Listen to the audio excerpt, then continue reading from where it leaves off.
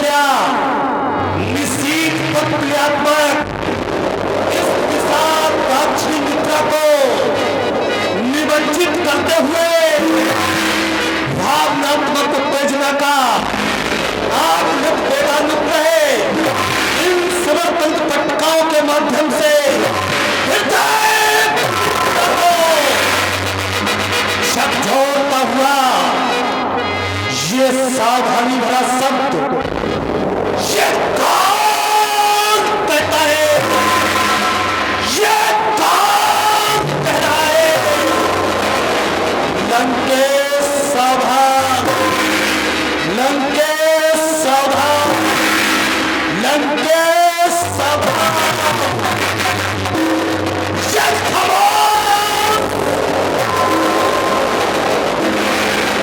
ये सावधान सावधान सबकी पुनरावृत्ति कर देने वाला अरे कौन वीर,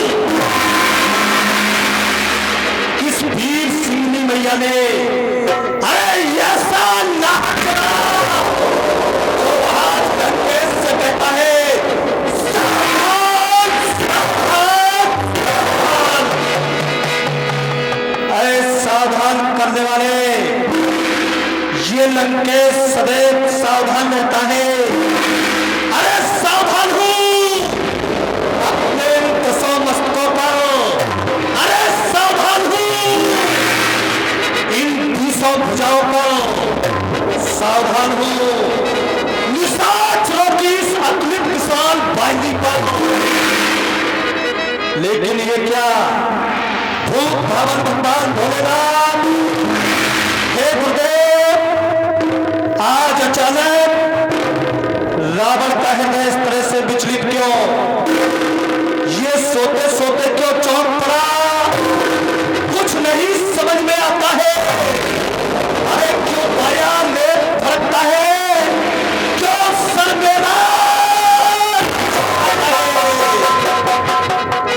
ये चलते चलते क्यों पवन रुका? ये चलते चलते क्यों पवन रुका? अरे क्यों हुई दिशाएं मौत? जो रहे सदा भक्ते मुझको वो कहते क्यों कौन सभी? अरे क्यों उत्तल पिंड टूटते हैं? ये क्यों उत्तल पिंड टूटते हैं? क्यों धरती क्यों सैल धराधर टूट रहे? अरे क्यों लहू बरसाते में?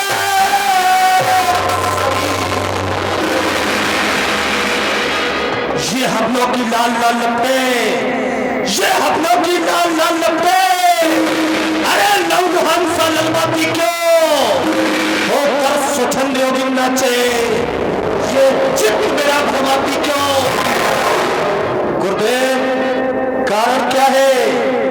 हे भगवान शंकर, हे प्लेकर, ये दशानन आपसे जानना चाहता है। ओम नमः शिवाय, ओम नमः शिवाय, ओम नमः शिवाय।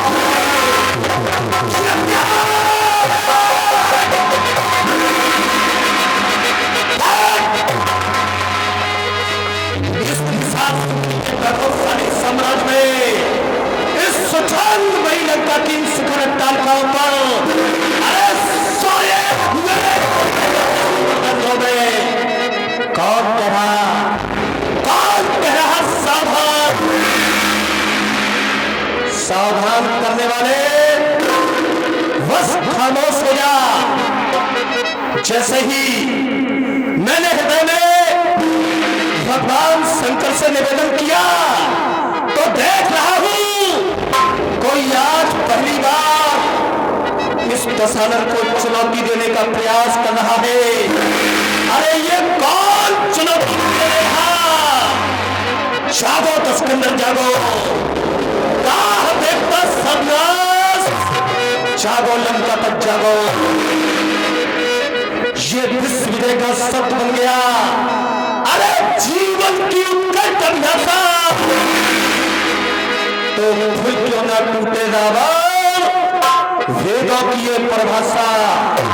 अच्छा, देवों का ये खंड हो रहा मेरी कलंक मिटाने को,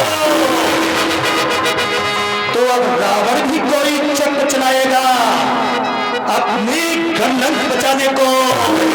अरे ये कौन चुनौती मुझे दे, जागो दुष्कंदन जागो, राह देखता सर्वनाश, जागो लंकेश्वर जागो। ये संसार में हमारे विरोधियों के द्वारा, हमारे विरोधी अर्थात आर्य संस्कृति वाले, हमारे विरोधियों के द्वारा ये हमारा दुष्प्रचार किया जाता है। सब कहते हैं लंका में हरि भक्त चैन ना पाता है। अरे पर भक्त विभीषण को देखो, वो माला ही सटकाता है। ये रोली चंदन तिलक लगाकर अपना ढोंग नचाते हैं, भीख मांगकर द्रुप जोड़ते, अरे उस ईश्वर का नाम दुआते हैं। ऐसे पाखंडवादियों को यदि दंडित किया है मैंने, अरे तो तुम ही कह दो शिव शंकर, क्या बुरा किया है मैंने। मैं अपने रहते दुनिया में अरे अन्याय नहीं होने दूंगा। अब तक की जो मनमानी वह और नहीं होने दूंगा। ये धरती, ये अंबर गीतता है, रावण तेरी पूजा होगी इस छत का इतिहास बदलने में। अरे सबसे पहले तेरी गाथा होगी, फिर ये कौन छुपेगा। जागो दशकंदर जागो, राह देखता सपना, जागो लंकेश्वर जागो। वाह भगवान भोलेनाथ, वाह कह रही गुप्त झनकारे कुछ, वो अरिमर्दन आया धरती पर, टंकोर सुनाकर सारंग की, वो सारंग आया धरती पर, तो तू भी सचेत हो लंकापति, इस मर रहे उपकारों का अरे भेद प्रकट होने न पाए अपने इन गुप्त विचारों का। भूत पावन भगवान भोलेनाथ, आपके द्वारा ऐसा बताया जा रहा है कि वह त्रिलोक को चलाने वाला घट घट और कलकल में व्याप्त नारायण आज मिथिलापुरी में दूल्हा बना बैठा है। मैंने एक दिन चुनौती दी थी तुम्हें, और रावण की चुनौती के कारण ही आज तुम इस धरती पर आए हो। भले ही मिथिला में दूल्हा भेष मिथिलापुरी की ओर जा रहा हूं, और शेष सैया पर शयन करने वाले उस नारायण को जो इस समय दूल्हा भेष में बैठा हुआ है, अपनी मुक्ति का निमंत्रण लेकर के आता हूं। एक बार भगवान शंकर के सभी भक्त उच्च स्वर में बोले, बोलिए शंकर भगवान की,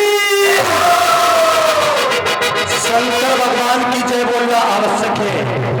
रावण जैसा पापी भी अगर किसी देवता को चाहता है, किसी की पूजा करता है, तो वह भगवान शंकर है। कारण शिव समान दाता नहीं, सब दे देते हैं। एक बार हृदय से भगवान शंकर को समर्पित होते हुए बोलिए भगवान शंकर की जय जय शिव। हेलो देख रहे थे लंकापुरी में रावण को ले चलते हैं पातालपुरी की ओर बाणासुर। देखिए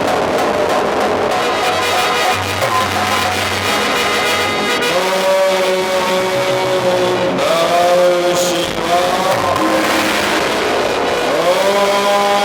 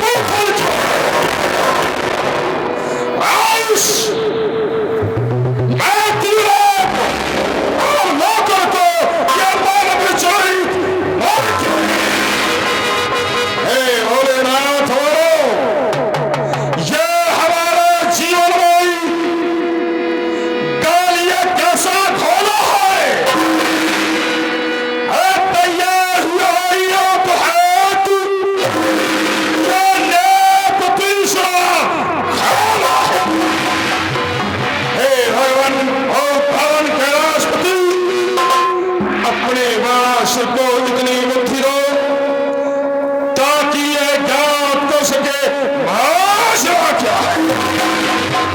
मुझे पुनः समाधित होकर देखना होगा आखिर कारण क्या है।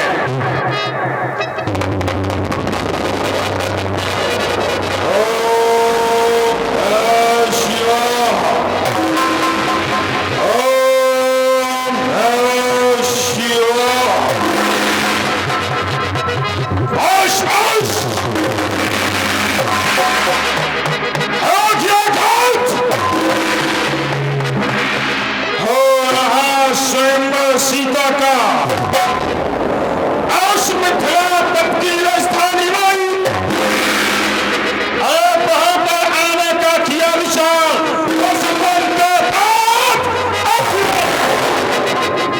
पर जालन का पति जालन का पति अनरीत नहीं होने दूंगा। अपने जीते जी मिथिलासुर का अपमान फिर गाचे ही ध्रुवनाथ वहा,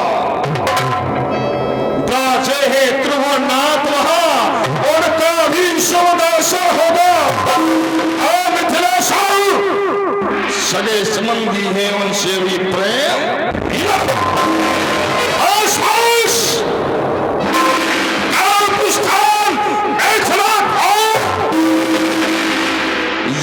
आज्ञा है पुराने की इको कम कभी ना आज्ञा डालूंगा।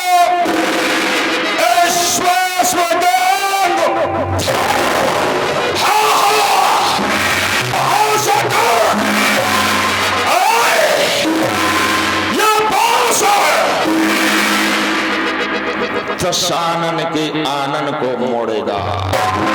अनाथ अनाथ का किया तो वही बचाएगा। सावधान सावधान आहा यह बड़ा शव चलता हो मिथिला की ओर।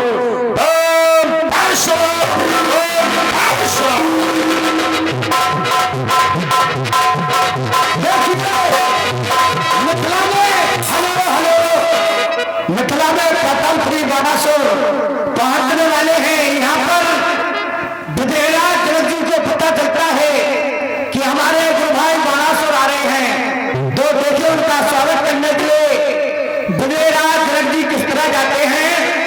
देख रहे जनक जी भूमिका में हमारे श्री आदरणीय बबलू नारायण जी जो महोबा से पटपटे हैं। देखिए उनका सुंदर किरदार हमारे श्री बबलू नारायण जी ले चलते हैं जनकपुरी की ओर। बलिदानो पातालपति बासमन जनक सभा शिव चाको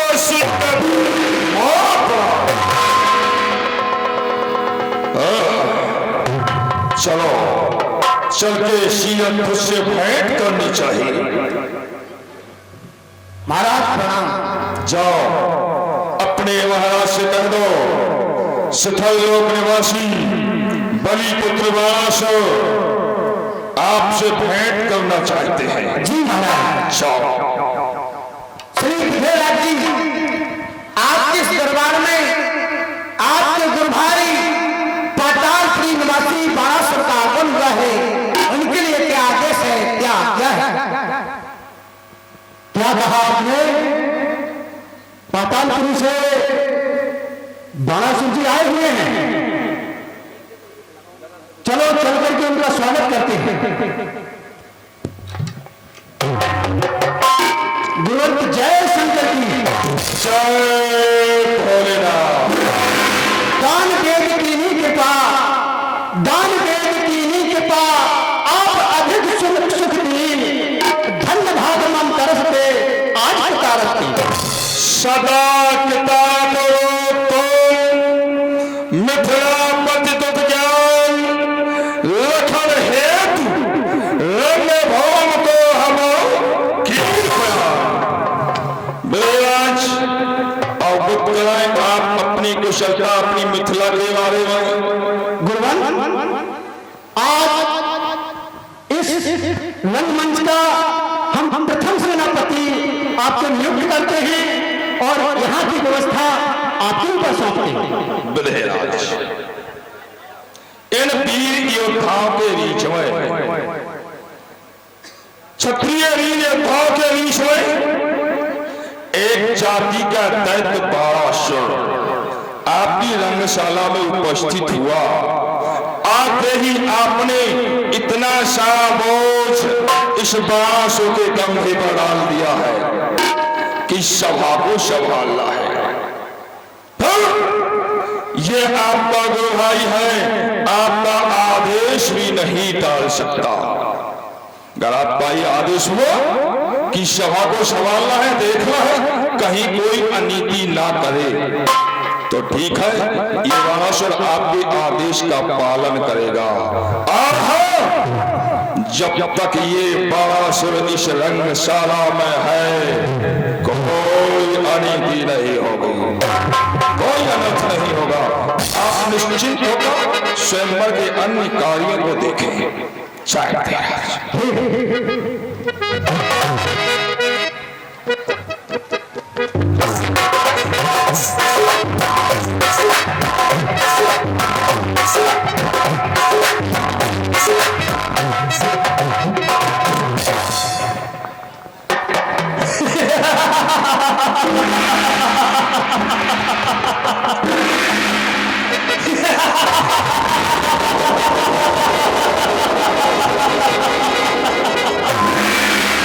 जिसके भय से कांपते ब्रह्मा, विष्णु, महेश मिथिलापुर में आ गया। धीर धीर लंके कोई प्रधारी लंका के भगवान दशानन के चरणों में मंत्री का प्रणाम बारंबार स्वीकार हो। कल्याण हो तुम्हारा, भगवान शंकर तुम्हारी रक्षा करे। इधर आ जाओ सामने। जैसे ही मैं आया, तुम्हारे द्वारा हमारा परिचय के साथ सम्मान किया गया। तुम हमें जानते हो? सुना था महाराज। फिर पहचान कैसे गए? क्योंकि आपके मुखमंडल पर गुरु भगवान का तिलक दिखाई दे रहा है एवं आपके 10 मुख हैं, इसलिए मैंने सोचा 10 मुख वाले लंका के भगवान होंगे। अच्छा, हाँ, इधर आओ। देखो, तुम्हारी बात ऐसे तो सिद्ध नहीं होती। मैंने सुना है कि मिथिला में आने वाले देव, तनुज, धर्म, मनुष्य, शरीरा जो भी यहाँ आए हैं, देव, यक्ष, गंधर्व, किन्नर, नर, वो सब आए कैसे? अपने स्वयं के रूप में नहीं, अपितु मनुष्य का स्वरूप धारण करके आए हैं। अब जब मनुष्य का स्वरूप धारण करके आए हैं तो पहचानना मुश्किल है। अच्छा, एक बात बताओ, तुम यहाँ के सेवक हो या द्वारपाल हो और या फिर संदेश वाहक हो? कौन हो तुम? हम तो संदेश पहुंचाने वाले हैं। संदेश पहुंचाने वाले हो। आप जो कहेंगे वो मैं महाराज से कहूंगा। तो तीन कार्य तुम एक साथ संभाल रहे हो। मिथिला के सिंह द्वार पर खड़े हो, इसका मतलब तुम प्रथम द्वार के रक्षक हो। हमारा आते ही सम्मान किया गया, क्यों नहीं महाराज? सेवक धर्म का पालन किया। अब संदेश लेकर के जाओगे, क्यों नहीं? तो संदेश वाहक का कार्य कर रहे हो। बहुत सुंदर। जय हो महाराज। और ये केवल सुनो तो जय तो होगी ही, ये केवल मिथिला के नर नारियों के द्वारा संभव है। कारण पूर्ण नार सुभग सुचि संता। जय हो। यहाँ का प्रत्येक पुरुष, प्रत्येक माता क्या है? संत नहीं, संता है, बहुत विद्वान है। जाओ सेवक, जाकर के कह दो मिथिला नगरी में एक और मेहमान आ गया। अरे कहना, बतलाना, जाकर के लंका का भगवान आ गया। क्या हो महाराज के चरणों में मंत्री का प्रणाम बारंबार स्वीकार हो। प्रसन्न हो महाराज। लंका के भगवान दशराज, दशकंठ, दशनील, दशानन जो दूसरी सोने की लंका जिसके नाम से सारे जहान में बजा करता है घंटा, 4 वेद 6 7 18 प्राण के ज्ञाता महाराज रावण का आगमन हुआ है। उनके लिए क्या आदेश है? उनका मतलब उनमें स्वागत है, क्यों नहीं? चलिए महाराज।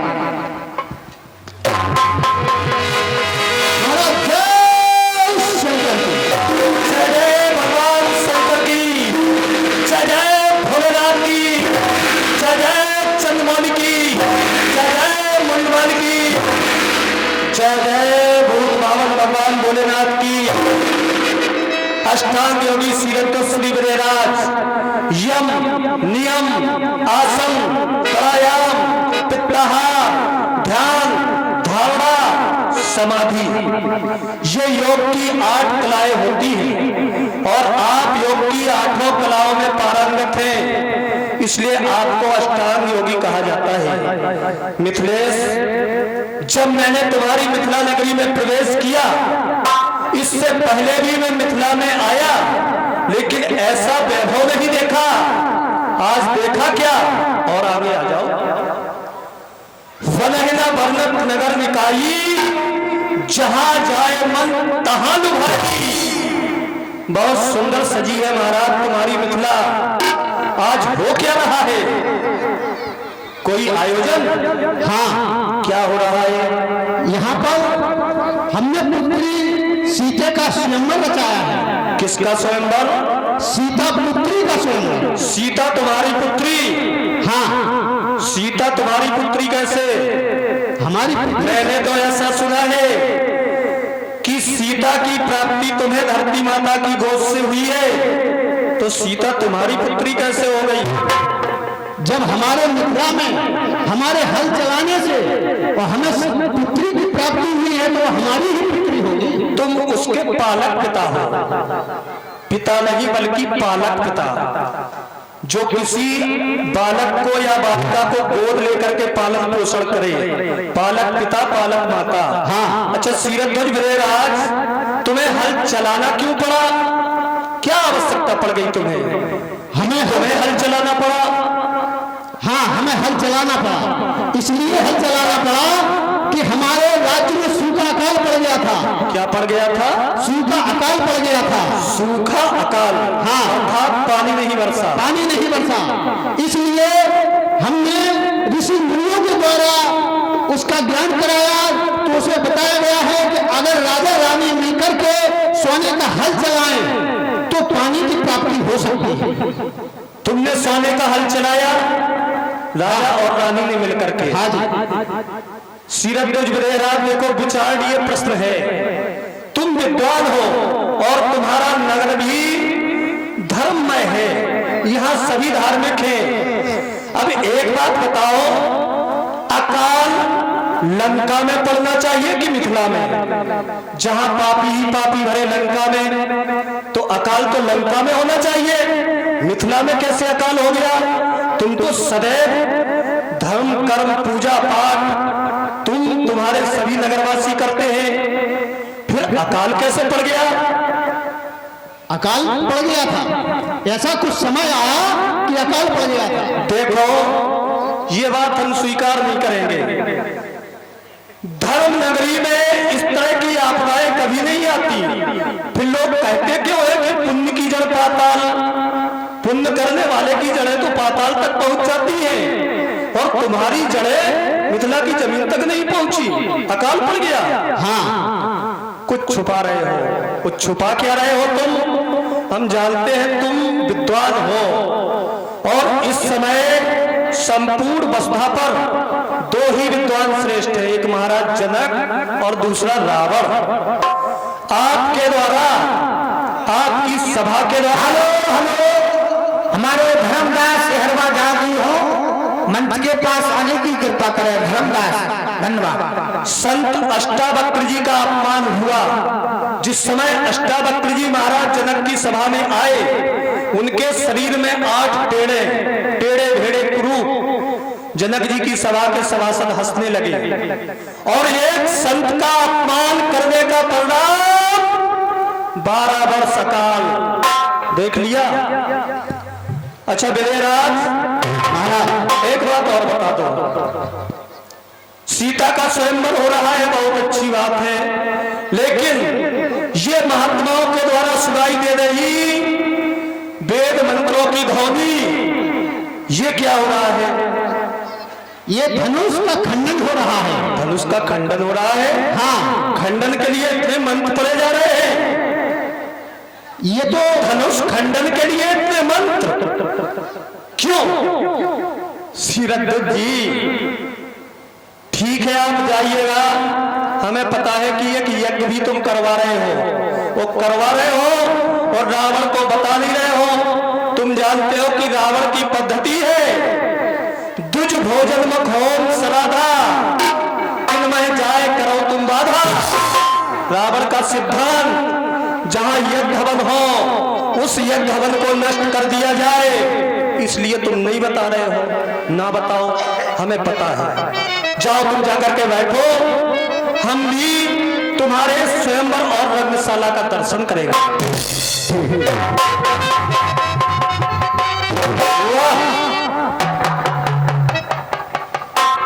देख लो सनातन धर्म की संस्कृति, इसीलिए तो रावण इनसे विपरीत रहता है। ये जो धनुष आज विदेहराज ने तोड़वाने के लिए रखा, ये दधीच जैसे महात्मा की हड्डियों से बनाया गया। एक महात्मा ने विश्व कल्याण के लिए अपनी हड्डियां दान कर दी और एक महात्मा अपनी स्वार्थ के लिए भगवान शंकर के इस पावन धनुष को तोड़वाना चाहता है। लेकिन इस सभा में बैठे हुए राजाओं, आज ये रावण एक घोषणा कर रहा है, और घोषणा क्या? मेरे सम्मुख आयुध का अरे अपमान नहीं कर पाओगे। इस मिथिला मंच महोत्सव में अरमान नहीं भर पाओगे। यदि मेरे रहते इस गुरु आयुध का अपमान और कसर होगा,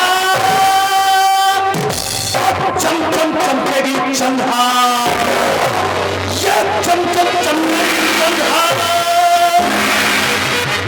नभ से अंगारों का वर्षण होगा। मैं कहता सभा में अब नहीं धनुष कर्षण होगा। ये धनुष तोड़ने का प्रयास न करना। जब तक ये रावण इस सभा में है, हमारे बाबा के श्रृंगार को देखने का भी साहस न करना।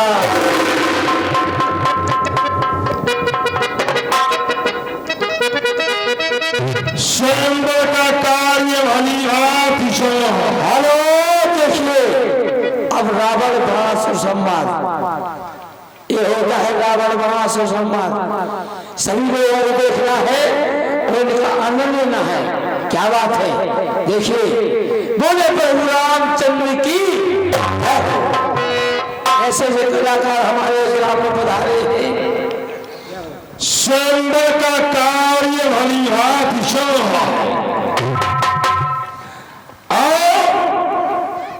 दशक की प्रसारण का इस रंगशाला में पधारना हुआ। मैं इनके द्वारा जो वक्तव्य किया गया उसे भी भली भांति सुना। जब रंगशाला में इन्होंने प्रवेश लिया तो कहा, जिसके भय से कांपते ब्रह्मा विष्णु महे, जिसके भय से सब कांपते हैं वो आ गया सभा में। लेकिन ऐसा नहीं, इस स्वयंवर में ऐसे भी है जो इनके भय से नहीं कांपते, न इनका कोई भय है। सेवक सेवा तलब हुआ, विधेयक सेवा तलब हुआ, तमाम माताला हुआ धनुष के बारे में, और ये भी कह दिया कि जब तक ये लंकेश रंगशाला में है नहीं धनुष कर्षण होगा। जबकि प्रतिज्ञा सीएम फैसले की है, जो भी धनुष का खंडन करेगा उसके साथ सीता का विवाह कर दिया जाएगा। और ये भी घोषणा कर रहे हैं यहाँ कि जब तक लंकेश रहेगा धनुष का खंडन नहीं होगा। आखिर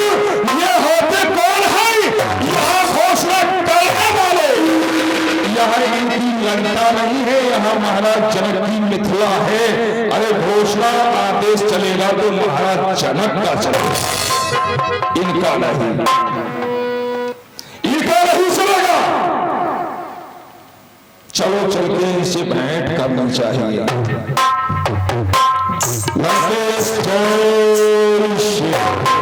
जय भगवान शंकर की, जय जय भगवान शंकर की। वाह वली नंदन, वली सुख, वाह सोड़पुराधीश, तुम भी रंगशाला में क्यों नहीं? कुछ कहना है क्या? अवश्य। अकेले में तो बहुत कुछ कह रहे थे, बोलो। मैंने तुमने भी बहुत कुछ कहा है, अचानक कह रहे हो तुम भी इस रंगशाला में। देखिए ये एक वीरों की सभा है और यहाँ हर एक को आने की पूर्ण स्वतंत्रता दी गई है, किसी को आना वर्जित नहीं है, पूर्ण स्वतंत्र है जो इस रंगशाला में आना चाहता है। इसलिए मानसों भी आए कहना चाहता हूँ, आपके वक्तव्य को सुना तो मानसों को समझ नहीं पा रहा है। आखिर आप इस उद्देश्य को लेकर यह घोषणा कर रहे हैं कि जब तक यह राम इस रंगशाला में है नहीं धनुष कौशल होगा। ऐसा क्यों आपने अपनी मानसिकता को बनाया? जबकि आपको विचार करना चाहिए। क्या विचार? विधेयराज हमारे गुरु भाई हैं, आपके भी गुरु भाई हैं, आपको एक दो भाई के कार्य में सहयोग देना चाहिए। हर भाई का कर्तव्य होता है कि उसके घर कोई कार्य हो तो उसमें सहयोग दे, न कि उस कार्य को बिगाड़े। बिगाड़ने का काम नहीं होता है। फिर आपने मानसिकता बनाई है तो क्यों बनाई है ये मानसों नहीं समझ पा रहा। आखिर घोष खंडन क्यों नहीं होगा?